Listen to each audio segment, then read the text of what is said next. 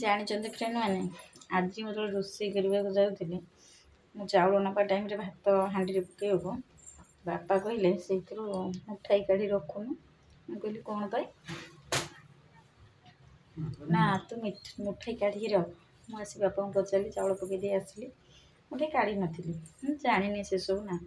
ବାପାଙ୍କୁ ପଚାରିଲି, ବାପା କହିଲେ କ'ଣ କହିଲେ ବାପାଙ୍କ ମୁହଁରୁ ଶୁଣିବା। ବାପା କ'ଣ ପାଇଁ ଚାଉଳ ମୁଠାଇ କାଢ଼ି ରଖା ଆଜି ଅସୁବିଧା ସୁବିଧା ଥବ ନଥବ ମୁଠାଇ ମୁଠାଇ ପକେଇଲେ 5 ମୁଠା ହେଲେ ରୋଗୀ କିଲେ ହେଇଯିବ, ହେଲେ ଚଳିବ।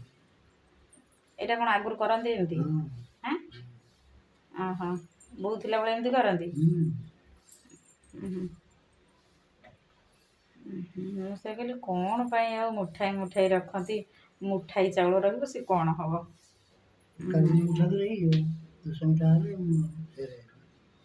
ସେମାନେ ଯେଉଁ ଚାଉଳଟା ମାପିକି ନେବ ସେଇଥିରୁ ମୁଠାଇ ରଖିବ।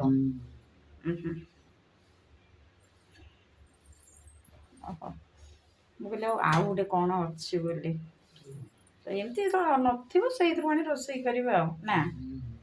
ଓହୋ, ତାହେଲେ କଥା ଏଇଟା। ମୁଁ କହିଲି ଆଉ ଗୋଟେ କ'ଣ ଗୋଟେ ବଡ଼ ବଡ଼ କଥା ଭିତରେ ରହିଛି, ବାପା ଜାଣିଛନ୍ତି, ବାପା ଆମକୁ କହିବେ ବୋଲି, ତ ଏଇ କଥା ଆଉ। ହଉ ଠିକ୍ ଅଛି। ଏମିତି କିଏ ସବୁ ଜାଣିଛନ୍ତି କମେଣ୍ଟ ବକ୍ସରେ ତ ଟାଇପିଂ କରି ଲେଖିଦେବେ ତ।